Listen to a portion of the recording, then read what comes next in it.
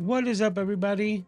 Welcome, Camera Junkies, to yet another episode of the Camera Junkie live stream. My name is Lewis, also known as Mr. Camera Junkie, where I always remind you to upgrade your skills before your gear. If it's your first time here, welcome. Please be sure to introduce yourself to the rest of the crew so you can get the nice Camera Junkie crew welcome. And right off the bat, I'm exhausted, guys. I almost feel winded.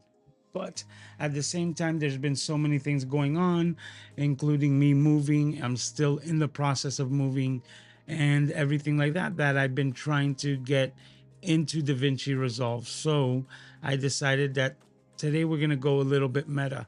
And you're going to learn with me as I learn. Because a lot of times I try to take the time to actually revise the things that I would like to teach, but I don't have the luxury of the extra time to set those things up, at least for the time being. So, what I decided to do is to take this time that we usually hang out and learn together. So, it's going to be a bit meta. Some of you already know that Doc Rock, like I mentioned before, started a 30-day DaVinci, like video guide. So I've been dying to take a look at those. And what we're going to do is that we're going to watch the videos together. So I'm going to put the music down a little bit more than usual. And we're going to see what Doc Rock has to say. And we're going to learn together through his teachings. So it's going to be a bit meta and even a slower approach because we're going to listen to everything and then see how we implement it.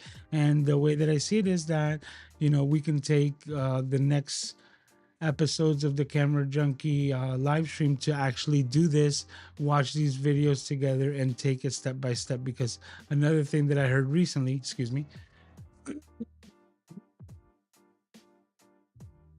clear the throat, is that whenever you need to learn something, you also need to give it time to settle, right? So whenever you read something and you learn it, sleep on it and let your body kind of digest the information almost the way that you would digest food, and then attack it the next day, which makes a lot of sense. I don't know for you, but for me, because there's been so many times where I've had trouble, with a lot of different things, even some phone cable installs, right?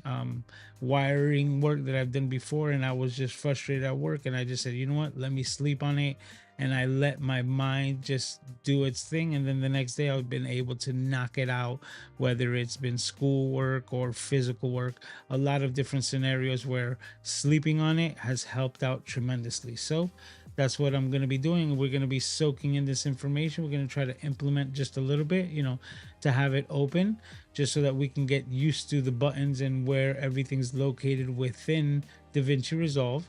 And then at the same time, give us some time to rest and let these things digest. The reason why is because I'm a Final Cut Pro editor, so I don't really need to have this information as dire. So I am able to have the luxury to take the time and just learn it slowly. So, but as tradition goes around here, the first thing that we always do before we get into anything else is check out to see who are the first members of the Camera Junkie crew in the chat. So let's go ahead and do that. And if you haven't done so already, please be sure to hit the like button and subscribe so that you don't miss any future live streams or anything that comes out on this channel. All right, so let's go ahead and see who are the first members of the crew hanging out here. We got Randy saying, hello, everyone. I'm using Final Cut Pro, and though DaVinci Resolve is a little too much for me, hey, it is even for me. You understand? It's a completely different thing. So, that's why I say we're taking a snail's pace when it comes to this. We also have Parker Jennings in the house saying hello to everyone. Says, must be Saturday night. Absolutely. Live stream going on. He's saying greetings to all. Randy saying hi to Paul. Kevin is saying hi to everyone. So is Gretchen saying happy Saturday to me, the crew, Aiden. See all the love here. So if you want to be part of this love fest, make sure you drop your comment and say hello here in the chat. So Gretchen, it's been a long time. Says at least a couple of hours, right? Oh, and that's right. Everyone wish Paul a happy birthday. It was just his birthday, the big 7-0. So there you go. And it was just this past Thursday. I wished him now. This is like the third or fourth time. So happy birthday, Paul. See, extending the birthday celebration for Paul. All right, Kevin says, let's see if I can read this. It says, road tripping right now. And when I get home in a couple of weeks, I'll be diving into this as well. Excited to have another person talk about it with. All right, cool, man. All right, so let's get into it. First thing we're going to do right off the rip is we're going to check out Mr. Doc Rock. All right, so if I got this done correctly, let me go ahead and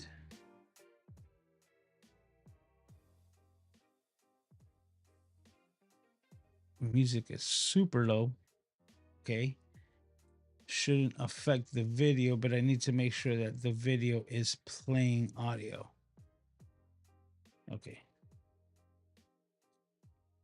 Let's watch Doc. That's what I named this scene. All right, perfect.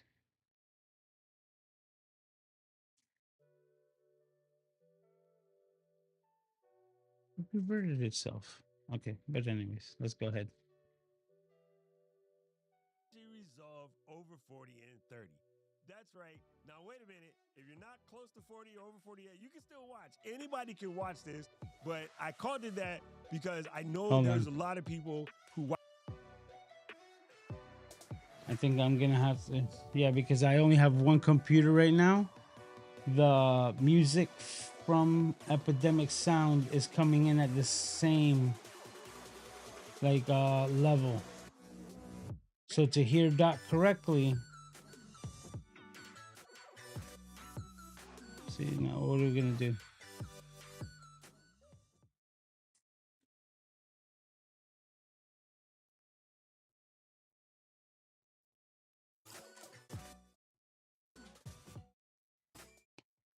It's not playing well, I think, with whatever is happening here. So we're just gonna pause it.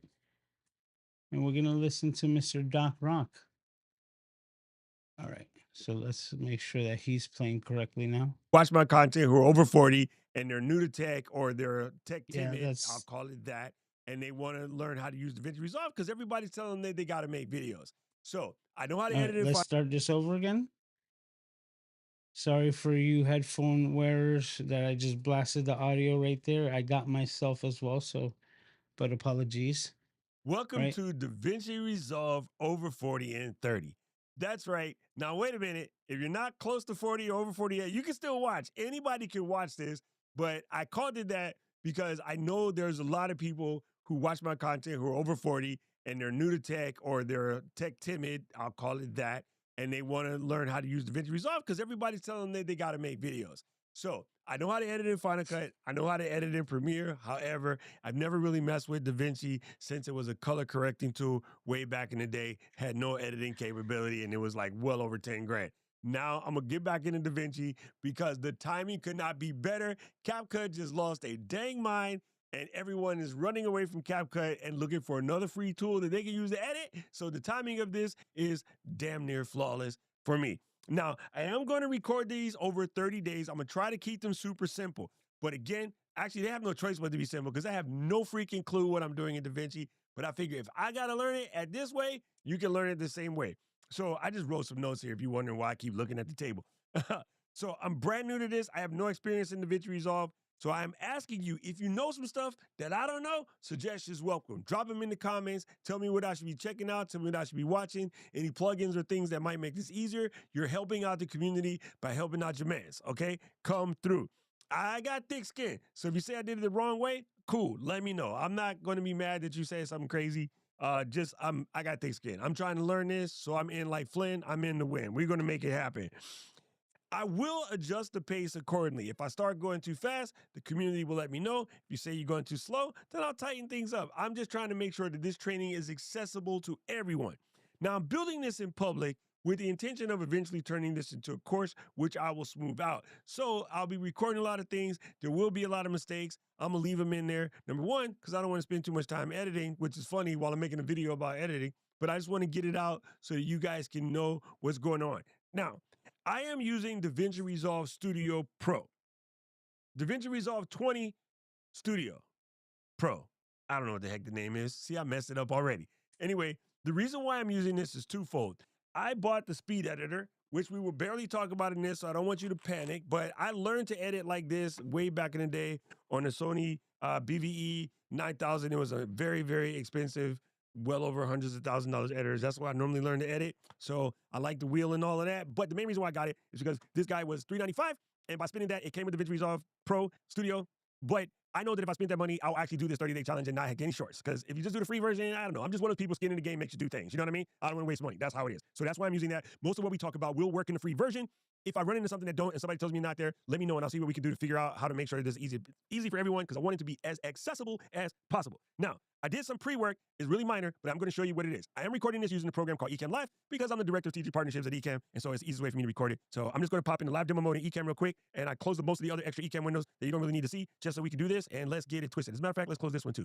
All right, so I am using a solid state drive. This drive here is known as Name Later, and let me 86 these other things real quick just to make this easier. And the only thing that I did was I added these folders because I think that I can work really well off of this on an SSD, which is basically just an internal drive. Do I have an extra one on the table here just in case? This is an external drive known as an SSD. Most of you guys are If you guys have any questions of what he's teaching as well, put them in the comments there so that we could address them. familiar with this, but I did this because I have to do this Mac Studio that I'm working on. I also have my little Mac Mini right here, which is plugged into the table that I almost picked up while it's plugged in and yanked it. And I have my notebook. I travel a lot for work, and I have like 2 trips coming up during this 30-day challenge. I needed to make this really, really movable. Cool thing for me, coming from Final Cut, that don't really work good in Final Cut, but I hear it's flawless in DaVinci. We about to find out. You about to find out. Okay, so here's all I did. I created these folders. Media folder. Inside the media folder will live all of my various video and things of that nature. Okay, it will contain clips. Basically, if I jump in here, you see I have cache files, so gallery files. This is something that DaVinci wants to make up, a place for proxies, which I'll probably never use, and a folder that I built in here called Tampa, which I can temporarily throw away because I'll show you how I built that later. Okay, then we're going to come back, and here's the sound file. So I have Foley, which basically means noises, right? If I click this, it just makes a noise. I should put my headphones in so I can hear. Transitions, Auphonic, because I use Auphonic to edit my voiceovers once I'm done so that they sound good, but I just put it there so I'll be able to find them once they're done. I did make a folder called voiceovers, and I made another folder called background where I will put in background sounds. Now, this is just my way. It's not the highway. You can do it whatever way you want. I'm just letting you know how I did it. I have a folder here for stills. There's nothing in it. I don't use stills too often, but if I need one, that's where they will go. And that's just any photos or pictures or graphics that we create with ChatGPT. They'll live there. Here's music. These are music that I often use in my videos. You guys are on my channel are famous with this one, or familiar with this one, I should say. I know how to speak English, I swear. And this is where projects will live as I create some of these projects to all live inside there. So I think I might have to make some adjustments. Again, I'm brand new to DaVinci. Let's pop open the DR. Let's get there. Not the Dominican Republic, the DaVinci Resolve. So I'm using, again, DaVinci Resolve Studio 20. I just did install the latest update. Now, I have created a project, but this is nothing in the project. I just did it earlier, and we're going to stop. But I'll show you what you can do is click on project settings real quick so you can see how you might set up a project settings. And I swear to God, I can read. Where the heck did it go? I don't even see it. Okay, I'll use this one just so you show. We go to project settings. All right. So I am using a timeline resolution of 4K. Regular stuff. I didn't touch anything here. I do prefer it to be 30 frames per second. The video format is also 30 frames per second. And then everything else is the same. I don't really use proxies. All of this is here. These are my project media locations. This is the only thing that I changed from what opens when you first open DaVinci Resolve is I made them all point to my external drive. So I thought. So let me fix this real quick. So I'm going to go here, click on my external drive, go into media, and then this one will be proxies, and I'm gonna say that, and then I would do the same thing here. I wish it we remember where it just came from, so you don't have to do this 11 times, DaVinci, but let's do that. And then last one is I'll click that guy, and then click that guy, click on media, and click gallery, and then save. I wish Apple products or Apple computers would save a lot of those memories on a lot of different things. But first world problems. Will you do that? Okay. All right, so let's double click this guy to get into the file, or I'll just press the open button. All right, I'll fix. I don't know what it's doing. I'm not going to bother mess with that for right now. So this is the interface. Let me zoom out so you can see everything. You have a place for media clips, and all I did to get these media clips in was go to this media sucker here and click onto this right here on the bottom. It says media. Just let me zoom in so you can see. Right down there, it says media. All I did was go to this drive, open this folder, and drag them down to the bottom. We're going to be working in the cut page because it is probably the simplest place for content creators to get down with the get down. So here in this particular cut page, let me go ahead and delete this old timeline so we can just start brand spanking new. Can I delete it? Oh, remove timeline. Boom. Yes, delete. All right. So here's what we're going to do. We want to go and create a brand new timeline. So you would click here, and then you can just say create a new timeline, or you can simply just drag some things down here. So inside DaVinci, if I were to select on a clip like this clip here, right? And I was on this first icon here at the top. There's 3 icons that you need to pay attention to. This first one here is known as source clips. This next one is known as source tape. And this, my friends, has been the thing that I think is the dopest about DaVinci that I saw in their little demo reel training type situation. It's all the way live. And then here is the timeline. So to switch between the timeline and the source clip, all we're going to have to do is press Q, and it sort of toggles back and forth. Now, let me show you why this source tape thing is dope. First thing to put something on the timeline, I can just pick this up and drag it to the bottom like any traditional editor. It's going to do a little thinking, and there is this clip on the timeline. I can use this little guy to sort of like scrub back and forth. Why are you not scrubbing? Oh, because I need to scrub up here. So you can scrub this guy back and forth. And this is weird for me coming from Final Cut, but let me explain this real quick. This upper piece right here is known as the upper timeline. This lower piece down here is known as the bottom timeline. When you try to drag this guy, you notice that the red line, the big one in the bottom, doesn't move. That is a fixed playhead. On the side over here, if I was big this so you can see more, you have some timeline options. You have some timeline actions, right? So what you can do is click on this guy, and you can like disable the... I just realized that my face is over what he's demonstrating. So let me move my face, because I'm all up into what he's teaching. Let's get back to this. And let me move my face. Unlock the scene.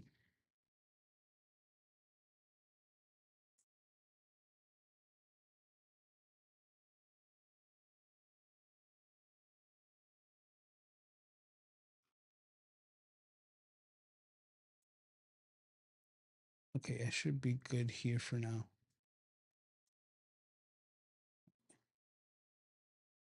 Let's go back to it. A locked time ahead thing. Let's leave snap on. And there was one other, I think it's this one. There's a way here to release the head. This one, there we go. Time starts at the playhead, time ended the playhead, or resync the clip. Nope, that's not it either. I forgot where it is, but there is a way to turn off this little timeline snapping thing. I actually like the way it is, so I'm going to leave it. And now that I can't remember how to do it, I'll have to come back and teach you. Again, whoever's in the chat that knows the answer, holla at your mans. But I like the fact that you can slide here, and I'll show you why it makes sense if you edit the way we tend to edit as basically YouTube creators. Now, let me click back on here in the center, and let's go to source tape. Source tape is dope because if you were shooting a bunch of content with a GoPro or something of that nature, you would have the ability to just have all your clips in one thing and just sort of slide through, and you can see all of what you did. Now, all I did was go to Artlist and grab a bunch of clips that is very summer oriented. So that's sort of what that is. I had those extra green screen ones from I had downloaded before. But if I were in here, all I need to do is take this basketball clip, and let's say we want to start right here. You just press I for in. And then you're going to scrub to where the ball gets in, and before he comes down, we want to hit O for out. That's all I need to do. I could basically hit F9 and put that onto the timeline. Now, we're going to put... That's the same on Final Cut. Hey, how you doing, Matthew? Matthew saying what's up to everyone. We're learning. We're learning. That's what we're doing, Matthew. Go back over here.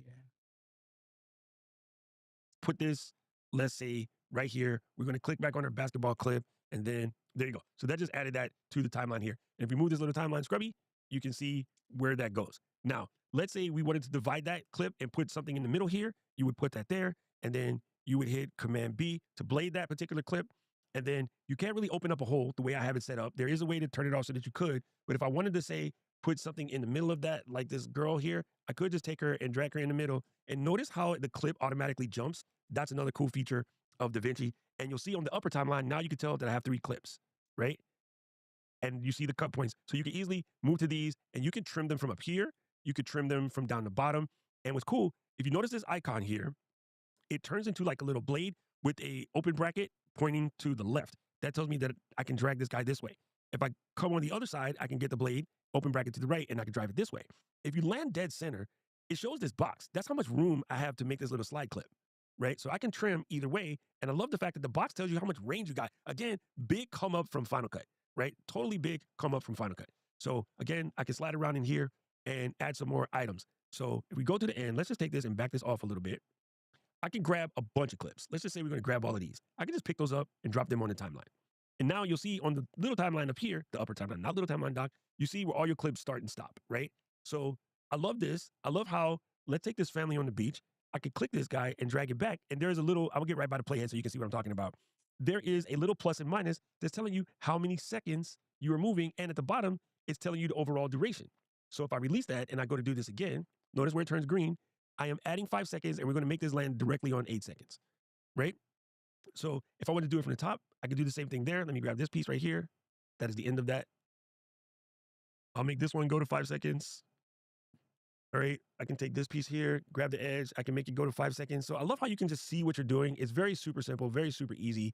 And that is that. Let's pop back out to the full interface again. And just by hitting Q, I can go back and see my source tape, see what various clips I want, easily scrub through here to find what you're looking for. Like I might want to grab this beach, this, what do you call this thing? Air kite, and that's not the right word. Kite surfer. And again, I can play around in this clip and take it from, put the board right underneath the feet, hit the I. I can come down here and then put the in for out, the O for out. And there's my in point and out point. You can adjust them by grabbing this little guy down here. And notice that it's showing you the subframes in the clip here. I can grab this piece, slide it back and forth, also showing you the subframes. And then now I can pick it up with this smart insert that I have there and drop it into this particular clip, right? So I love the fact that that just works. I like the fact that you can sort of see what you're doing, but I can pick this up and either drop it into the clip or I can drop it on top. Like say we're trying to hide that cut. Now I can drop it on the top and I can sort of see where I'm at. And in the upper timeline, there is your clips. So let's right click on this clip and change the clip color. And I want B-roll to actually be blue. And then I want to take all the A-rolls. Can I grab them all? Let me do select all down here on the bottom. Command A, select all. Hold the command key to get rid of that. I'm going to right click on this bottom one and set my A-roll to apricot. And I'm going to leave my B-roll to blue because he's stupid like that. But we're going to use navy. No, I don't like that. Let's use regular blue. He crazy. All right. So now I understand, my various roles, right? I could even go as far as looking at these guys and see that this particular person is a face. So maybe I want it to be different when it has a face inside.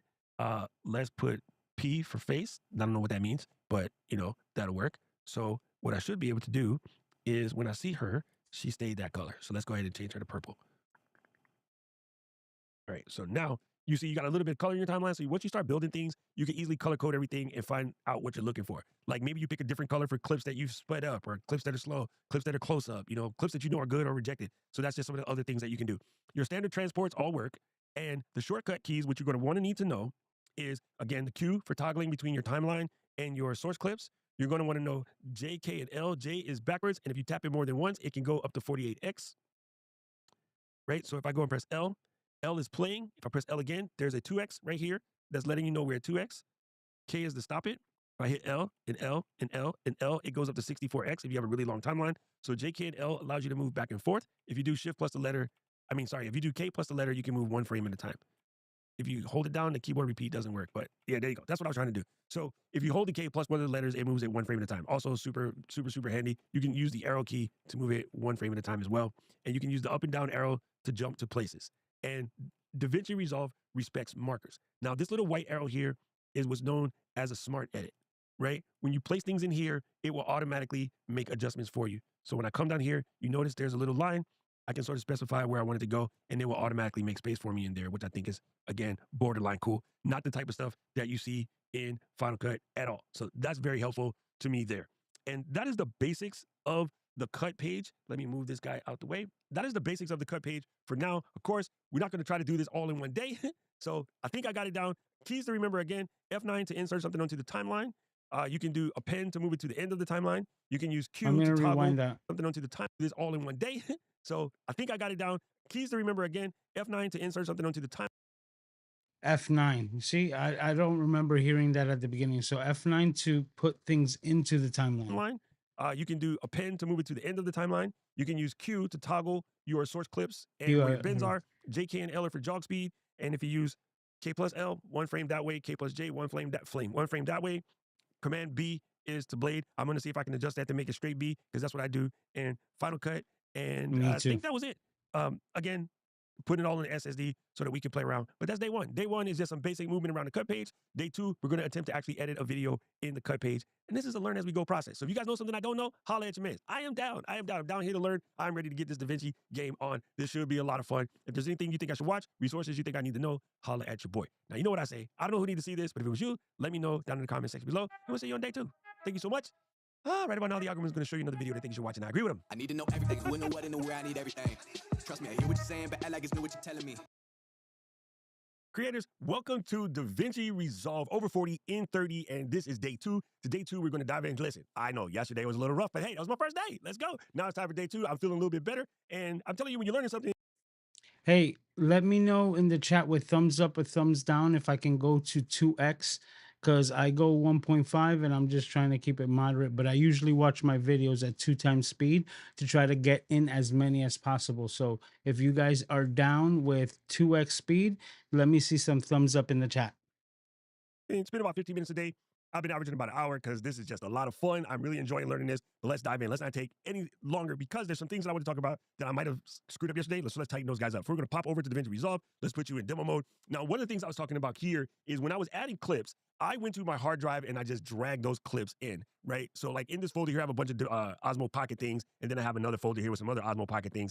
If I were to drag this folder in, it would break this folder and all these extra pieces and just make them a whole bunch of clips. It would not give you all the individual folders.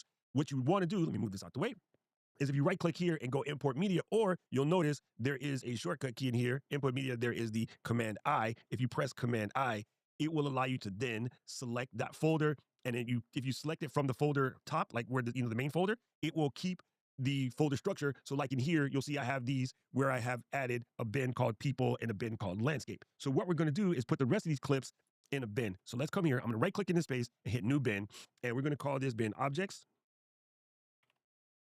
And then I'm going to add one more new bin and we're going to call this graphics, right? Because that's how you would do it. So in this particular case, I would select these clips, which are objects, and I could just drag them in and they would be there. And of course, this leaf, which I had left out, is technically landscape. So I'll go ahead and put that there. And so you have your timeline, and now you have your individual bins. So if I double click on the landscape bin, I see all of my landscape shots. If I click over here in the beginning of the interface and click on master, it takes me back to the top.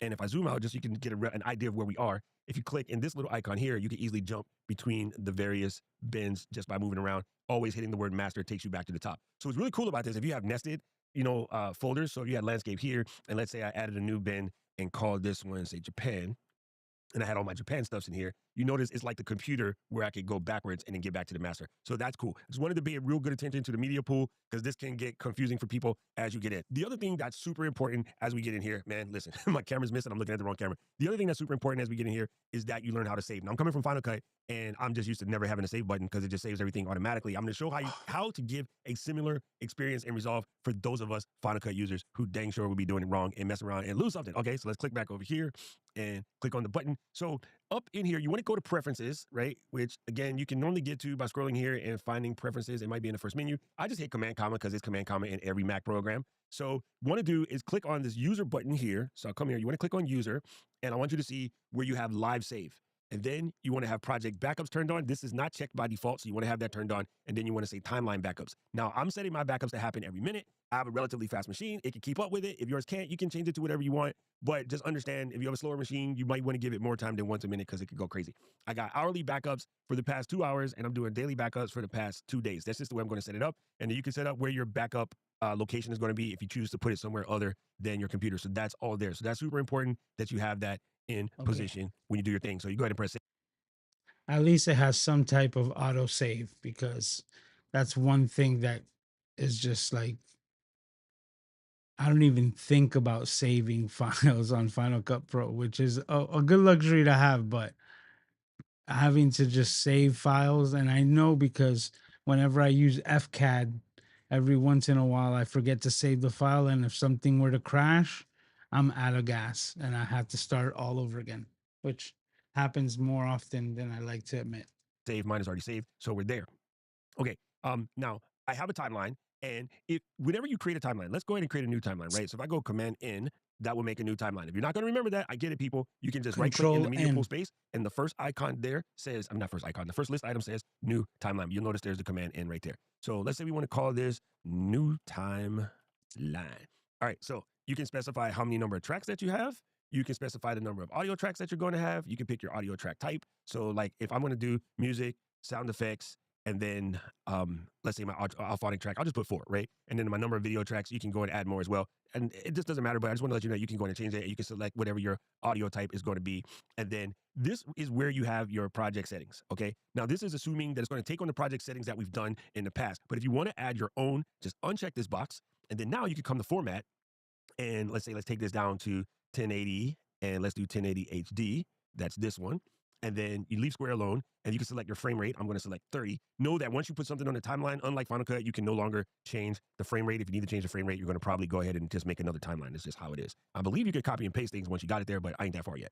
Okay. And so this is where you would go ahead and create. We really don't need to worry about the rest of these at this moment in time, but that's what you would do if you're going to make a new timeline and you would go ahead and create. And here we are with the new timeline. So if you needed to make adjustments to this timeline, over here in the upper right corner, there's this weird looking icon that looks like it has a bunch of arrows pointing at an image. This allows you, let me move over, to adjust the timeline here so that you can do that 4K, that 1080, that social media joint, and the square social media joint. Of course, you can go back and create custom timelines. So this is where you would change the timeline. If you're trying to create a new timeline, so you want to have one timeline that's your regular video and one timeline that's going to be your real video. It's really cool that in the same project, you can make multiple timelines. I think this is dope, especially when you start making big projects or you're making courses. You can have easily to change your header and footer, your logo, and that's going to be the same, but you can sort of go back and forth. So let's open back up this timeline that we have here because I want to show you now how to load a backup, okay?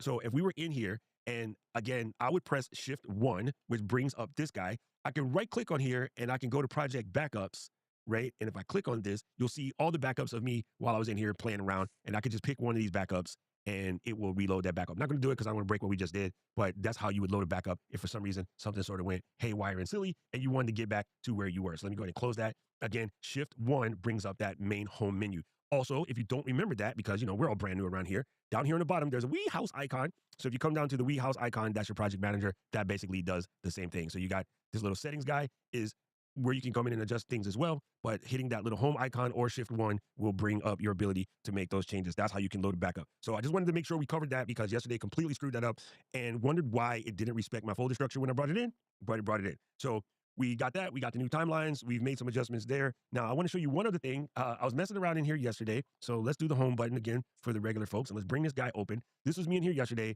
And this is the video that I shot yesterday. And I was just messing around. Ooh, don't do that. I want to not make noise.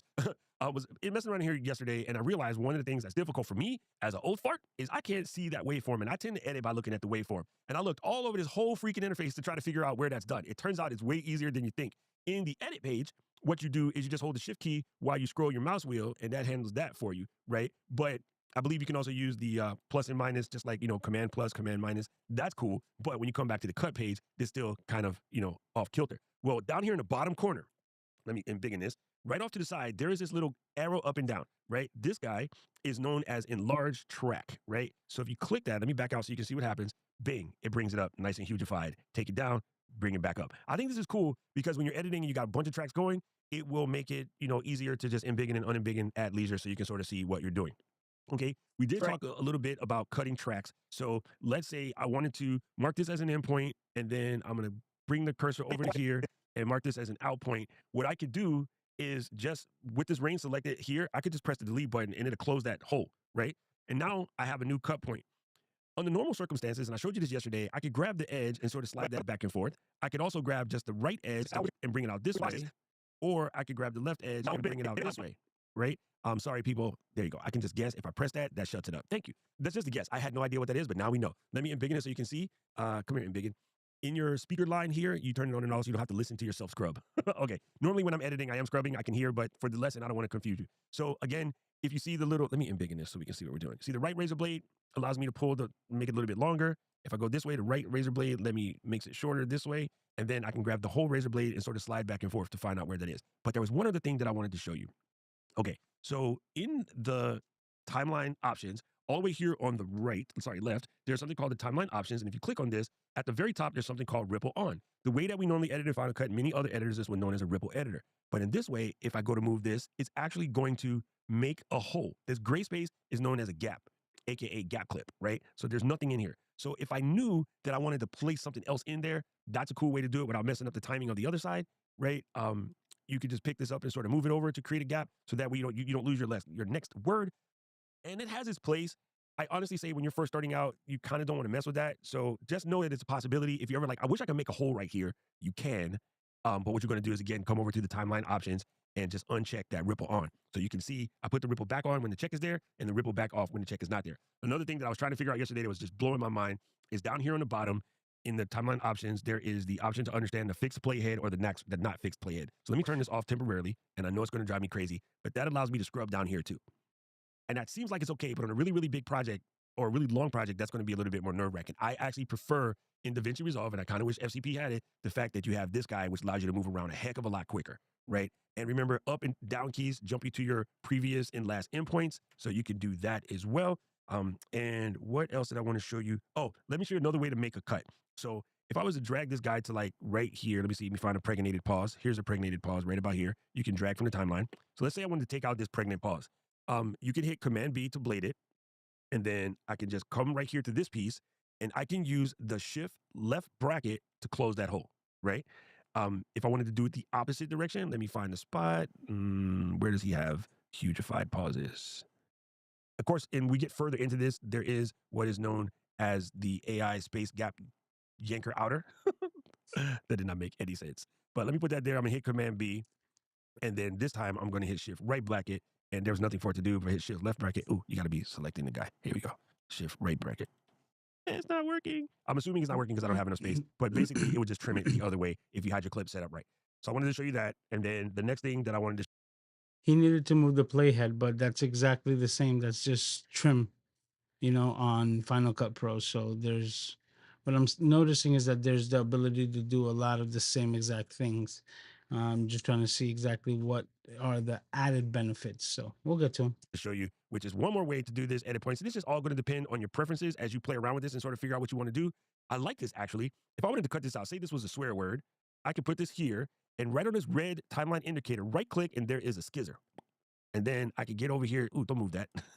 I can move this to the other word here and then right click and hit the skizzer. And now this is, pick upable. You can slide around in there to make adjustments. I love that. You can also just hit the delete key and then it's gone.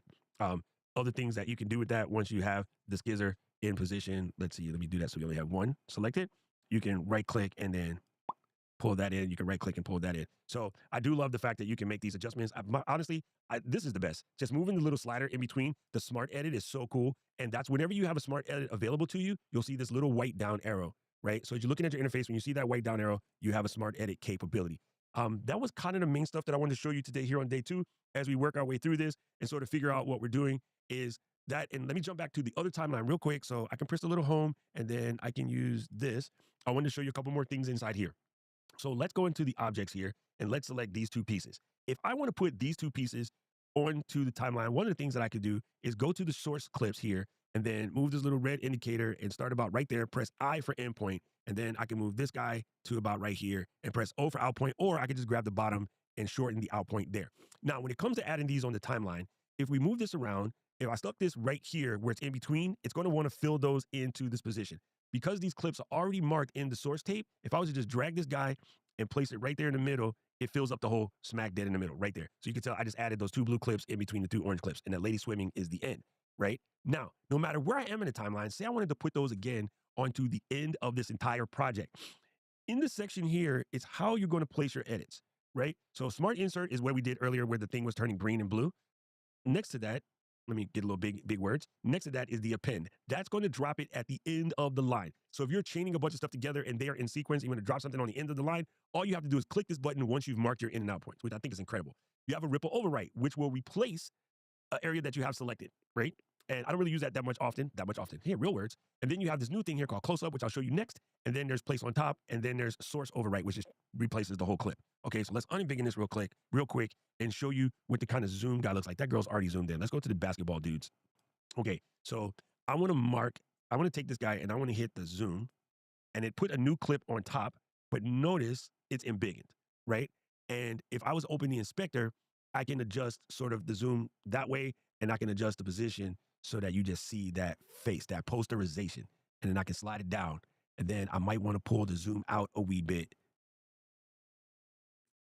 Oh, that's too far. I got to get it back over. Let me bring this, not the anchor point. Let me bring this back over. But that allows you to see that posterization, right? So I think that's cool. Because again, what the cut page is all about, this is not as technical as the edit page, but what it allows you to do is if you're just trying to create content and you got to cut things really quickly, like that's cool, right? I would actually extend this guy a wee bit longer and bring this guy a wee bit shorter because all we want to see is that dizonk, right?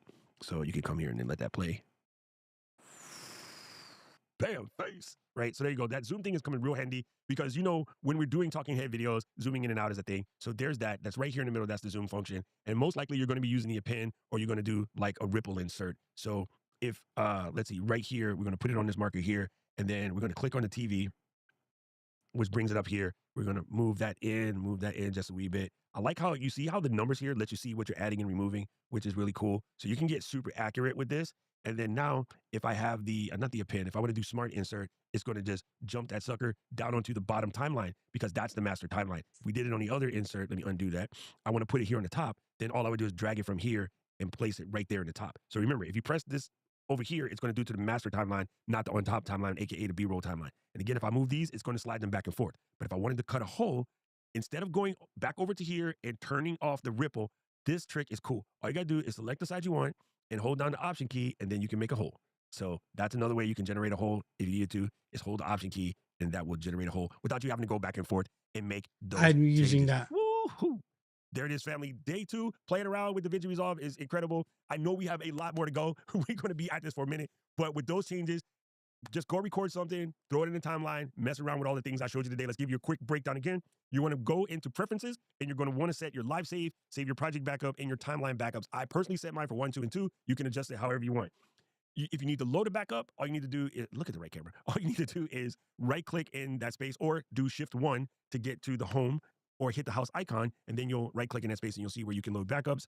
And I just wanted to remind you that if you want to import footage and maintain folder structure, you're going to want to use Command-I or right-click in the media pool and import media, and then click on the top level folder. It will bring all the other folders in, and the word we use in tech is recursively, but it'll keep everything in the right format or right structure so you don't lose all your stuff. And then don't forget that you can move the timeline header where you want to chop something. Right-click on the red scrubber in order to get to the scissors, which allows you to cut, or you can use Command-B, which allows you to cut. There's that. And then you can uncheck ripple. I probably wouldn't do that. Use the option key to make a hole if necessary. And then when you use the enlarge track button. So if you need, dang it, look at the right camera. I'm going to put my studio back together.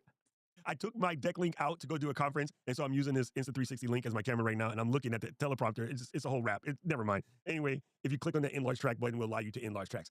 Day 2 is a wrap. Oh yeah, the new one we figured out, you can click on the speaker to tell it to stop making noise while you're scrubbing. Day 2 is a wrap. We got our DaVinci Resolve over 40 in 30, day 2 in the bucket. We're going to get on to day 3, and we're just going to keep progressing until we figure this dang thing out. Right now, I just want to get the interface down. I'm not really sweating the edit parts because I think it's important that you know the interface. I think one of the reasons why people think apps are hard or whatever is they don't learn the interface, and I like to learn the interface first. That's the buttons and stuff, if you don't know what that word means. Just where everything is located, it makes life a lot easier. I can tell you right now, from the minor things that I've done so far, there are many things that I enjoy and Resolve that I'm saying to myself, Apple, why don't we have that yet? And I like just started playing. I have only scratched the surface. I'm not going to give a full, I think it's better yet. And also, I got like mad years in Final Cut, so it's going to be a little hard to get there. But hey, thank you guys for riding along. I don't know who needs to hear this, but if it was you, let me know in the comment section below. Again, I don't know what I'm doing. So if you got tips, tricks, things I need to know, let's go. Matthew Pate hit me up yesterday and said there's some really cool things that you can do by changing the shortcut keys to make them the way you like them. And we'll get to that. I don't want to change that stuff right away just now because I don't want to confuse you guys. Like for instance, in Final Cut, I don't use Command-B. I set it to just B because you're going to hit it so often. I don't need 2 keys, right? So we'll get into adjusting some of that keystroke stuff later, but that is one of the ideas that is available to you. And there's so much more to go. If you like this video and you want to see what happens as we learn DaVinci Resolve 20 over 40 in 30, hit the subscribe button, hit the like button, ring the notification bell so you never miss another one of these absolutely lunched out videos. And right about now, the algorithm's going to show you another video to think you should watch. And I agree with him. Like yesterday's video. Go watch that and see what a train wreck it was. And let me know what you think. Anyway, let's go. I need to know everything. Who in the what and the where. I need everything. Trust me. Just going to hit pause on that. All right. Let's get back to this. Now, I just seen Logan pop in here, and he's got a comment. Let me go ahead and switch to the A cam over here, actually, comments cam, right? And he says, I think the best way to learn a new NLE is a structured, comprehensive course piecemeal YouTube videos have always made it tough for me. Now, it's funny because the reason why I bring that up, and what's up, Logan, is because I do understand that aspect. Now I'm giving Doc, like my time and attention, but we're gonna be learning every different way because one thing that we do around here every week is we have this segment called Cities God channels that I think you should go and watch. And let me make sure I get this set up correctly because you were just foreshadowing who I was going to highlight today. Let me see here. Bam. Nope, that's not it.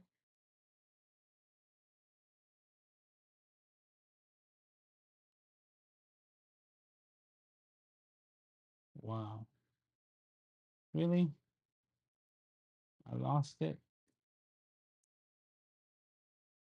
There we go. That's who I'm looking for. Let's bring that down. Let's minimize that. We bring this here. We come over there. And now we should be able to hit the city's God button, right? We there? No, it didn't. Let's see if we could do it on the fly. Actually, you know what? There we go. On the same edit page. Bam. Ripple training. So let's see another thing. We can bring some music back up.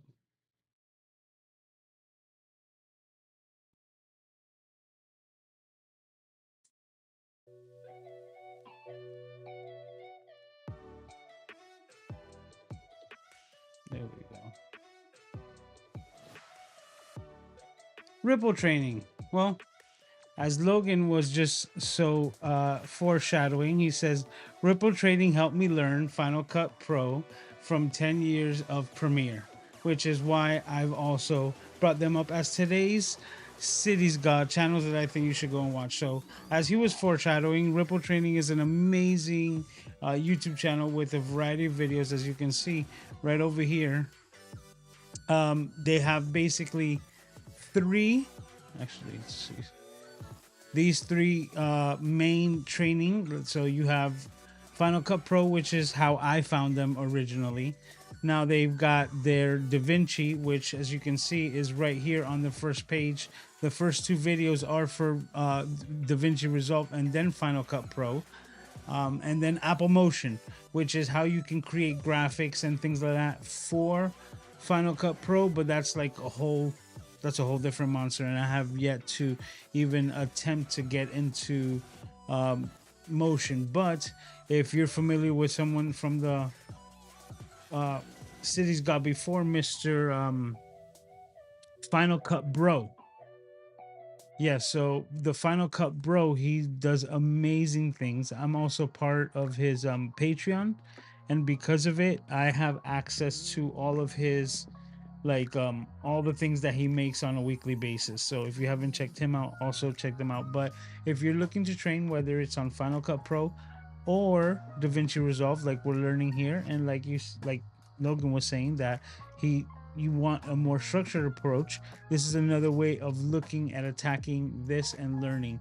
They have a bunch of videos and they have great insights into learning whichever application it is that you're choosing to learn. So this week's Cities God, if you haven't heard of them before, is the guys from Ripple Training. It's this week's Cities God channels that I think you should go and watch. Bam, and that's how we hit that there. Boom. We hit that. We hit that button. And we did it, guys. Now, I am exhausted. So I am going to do exactly what I had mentioned before, which is I'm going to allow all of this information to soak in. And then I'm probably just going to try to dabble in the program a bit tomorrow to see what I remember. And if not, I'll probably go and take a look at these videos again. More than anything, it's doing the customization and just learning the shortcuts, because I already have a basis of how to do things with Final Cut Pro. So in my particular aspect, what I'm going to be doing is just kind of translating. It's the same way, like if you are native to a particular tongue, right? Like we all speak English, but if I were to learn a different language, like if I were to start learning Italian, my base core, right, kind of like my base operating system would be English speaking, and then I would do a translation layer to actually communicate to someone from a different country. And that's basically what I'd be doing with DaVinci Resolve. But if you're completely new to editing altogether, then I suggest you might want to look at some of these guys from Ripple Training, because they can give you a completely different insight, because you have no basis. You don't have to translate. You're just learning something completely new, and DaVinci Resolve might be exactly what you're looking for. Now, there is a free version, but like Doc had mentioned in the first video, I myself are also using DaVinci Studio, so it has all the bells and whistles and everything unlocked to make sure that it's not limiting me in what I want to do with the program. And that's just me trying to give this program the best, like foot, or the best foot forward, to try to see exactly what it can do. Now, after 30 days, Doc Rock is pretty much like convinced. He's like, yo, this thing is amazing. And a friend of ours from the channel, Mr. Raphael Ludwig, he's made a course for Final Cut Pro, and at the same time he's been moving over to DaVinci, so he's been feeling like Doc for a long time now. But he just came out with a video which is like, even though DaVinci is an amazing program, like that his heart is still with Final Cut Pro, and that he just can't leave it. So I have yet to watch it. That was just like the title of it, and what basically it's about. So we'll see exactly what happens there. But I'm looking forward to see his thoughts on why his heart is still with Final Cut Pro, because there's just, well, I could be feeling the same way and not even know it. But let me see what else, if you guys have any other comments. He also said, that being said, Doc is an OG. He's the GOAT. Andrew Steele is in the house. He's saying, hello, mate. How are you doing, man? Thanks for hanging out. We're closing things out just about now. See, Ripple Training is how I learned FCP. Yes. And Andrew says, man, I'm struggling to commit in sitting down and learning DaVinci. Look, that's why I'm doing it together, right? I'm using the community here, the Camera Junkies, to actually hold me accountable. I said that I've been doing this, and I wanted to do the 30 days within this first month of me being here in the apartment, but I also have to be upfront. I'm still not completely moved out of my other apartment, so I have this last week here to get that done. And I'm talking about like my refrigerator and things like that. I got a lot out of it last night, you understand? And that's why I'm also like extremely tired, because I'm running on like almost 0 hours of sleep. But I'm really hoping that September is just like where the dust settles and we can get into this a little bit more. So I'm right there with you. But at the same time, you're going to see some more of these episodes of just watching, learning, and kind of making it a bit meta, because I need to make the most out of this time, at the same time of just hanging out with you guys, because you guys are so cool and make this my favorite place to be. Think I'm going to get their DaVinci training. Yeah, I might. Well, I'm gonna start with docs, and I'll see exactly where I'm at, because like I said, it's more about that translation layer. I keep drifting back to CapCut. It's so easy, but not where I want to be, to get stuck relying on it. Yeah, especially like with what they're doing right now. I would suggest like not being on CapCut. Oh, Scott says enjoyed it. Thank you, thank you. Says DaVinci is a slow process for me. I must admit it is not high on my priority list. Exactly. That's why I want to give it a fair shot as well, Gretchen, because of the simple fact that if I find any hiccup with it whatsoever, I'm just going to jump right back to Final Cut, and then it's just going to be like wasted, which I don't want. There's other aspects of DaVinci Resolve which are a lot better than Final Cut Pro, and mostly having to do with the communication, or like joint projects. So working with with Doc Rock himself and Ecamm on projects for the future and things like that, this will be a lot easier to share the files and get them over to me, and vice versa. So that's where like kind of the cloud services are really a lot better, where they're kind of non-existent with Final Cut Pro. So that's where this is a more of a like user friendly for collaborative work, which is where I know that DaVinci has a lot of benefits. That and the coloring, right? To get, you know, the look that you want, the like movie style and things like that. It's hands down, it's like tenfold better. But that's exactly why, you know, we're trying to put some effort into learning it.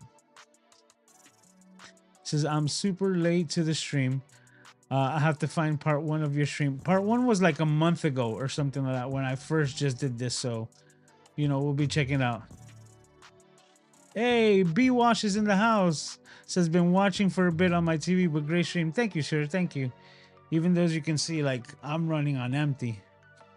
Randy's also saying good night to everyone. Have a great week. Cheers. K Wall's in the house. How you doing, Kathy? She also made it. It says I still need to master Final Cut Pro.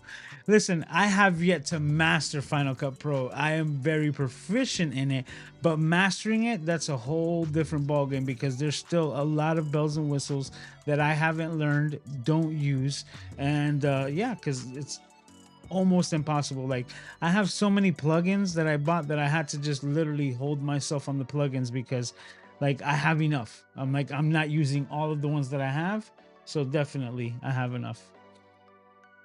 Gretchen says my video editing needs are minuscule compared to yours as well.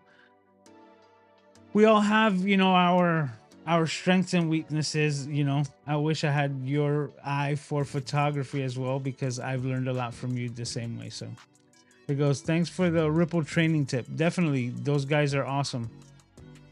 And Andrew says, cool, thanks, mate. All right, well, we did it, guys. This was episode 147. No, 147. Listen to me.